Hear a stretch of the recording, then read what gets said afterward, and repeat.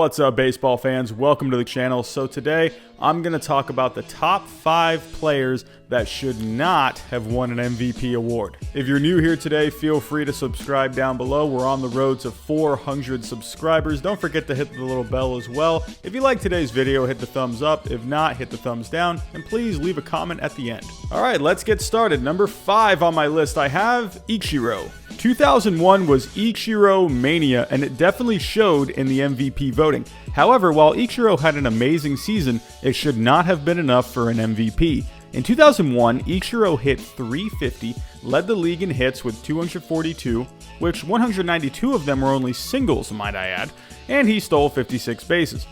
Overall, his season equaled out to a 7.7 wins above replacement.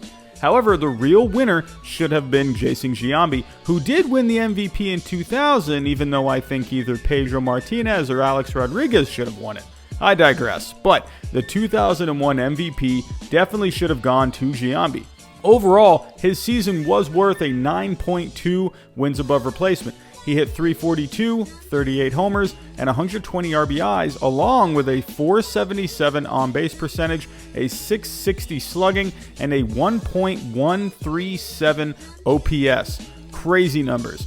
I believe the main reason Ichiro won the award over Giambi was simply because he was the new thing in baseball, and he just so happened to be on a Mariners team that just so happened to tie the record of 116 wins. I think the voters wanted to vote for something different, and this was the perfect opportunity to do so.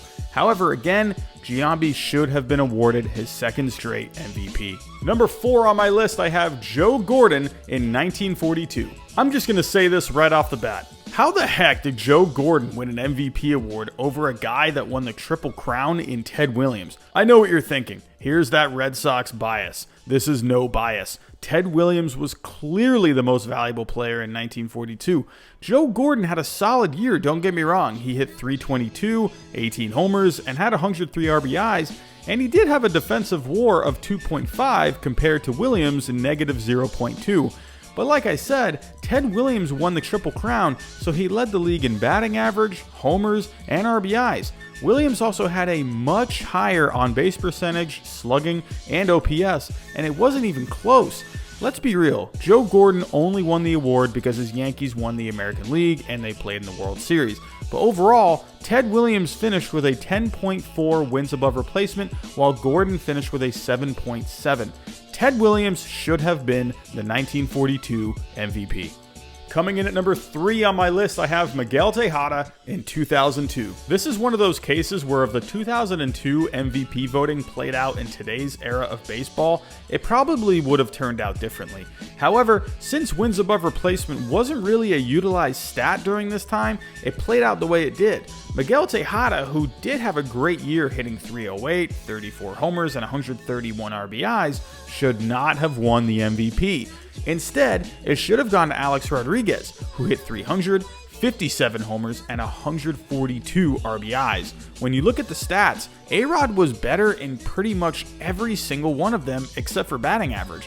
He hit 23 more home runs, had more RBIs, more stolen bases, a much higher on-base percentage, a much higher slugging, a much higher OPS. As for the fielding, Miguel Tejada had a defensive WAR of 0.2, while A-Rod had a 1.1. Like I said, if this played out today, the award most likely would have gone to A-Rod, similar to how Mike Trout has been winning MVPs even though his teams aren't making the playoffs. Simply put, Tejada won this award because he was on a playoff team, but the 2002 MVP absolutely should have gone to Alex Rodriguez. Coming in at number 2 on my list, I have Ryan Howard in 2006. 2006 was a weird time for the MVP award. In the American League, there was a huge debate over whether or not Justin Morneau or Derek Jeter should win, and it was the same for the National League as well.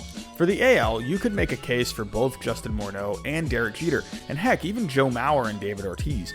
But in the National League, I don't see how Ryan Howard won the award. Don't get me wrong, Ryan Howard was phenomenal in 2006. He hit 58 homers and drove in 149 RBIs. But when you look at Albert Pujols, he hit only 9 less home runs and 12 less RBIs. Sure, Howard had the edge there, but Pujols was just better everywhere else. Pujols had a better batting average, a better on-base percentage, a better slugging, and a better OPS. On top of that, Pujols had a defensive WAR of 0.9, while Howard had a negative 1.8. So clearly Pujols was the better fielder. Overall, Pujols had a 8.5 wins above replacement, while Howard had a 5.2. And if you do want to use an MVP should make the playoffs logic, well, Pujols and the Cardinals made the playoffs, while Howard and the Phillies lost out on the wild card. Pujols was clearly the MVP in 2006. Coming in at number 1 on my list, I have Ivan Rodriguez in 1999. If there was ever a year for a pitcher to win the MVP, it was this year. Pedro was godlike in 1999, right in the middle of an era where hitters ruled and a normal breakfast was 8 eggs, some toast, and a nice warm glass of PEDs. Pedro was unhittable this season. Ivan Rodriguez was solid in 99, but he was nowhere near as valuable for the Rangers as Pedro was for the Red Sox. If you take Pudge and his 6.4 wins above replacement off the Rangers, they would still finish with 88 wins and win the AL West. But if you take Pedro and his wins above replacement of about 10 off the Red Sox, they would finish with 84 wins and not win the wild card. I understand wins above replacement wasn't utilized at this time, but you could see with your eyes how valuable Pedro was to that team. The only reason he didn't win was because there were some writers that refused to vote for a pitcher for MVP. For example, George King of the New York Post stated that the MVP is for everyday players and pitchers have their own award. I don't care what anyone says, and this isn't biased because I'm a Red Sox fan, but Pedro was the most dominant player in 1999, and he absolutely should have that award sitting in his house. So that's my list. Tell me, who are some other players that you think should not have won the MVP award? Thanks for joining today. I'll talk to you next time.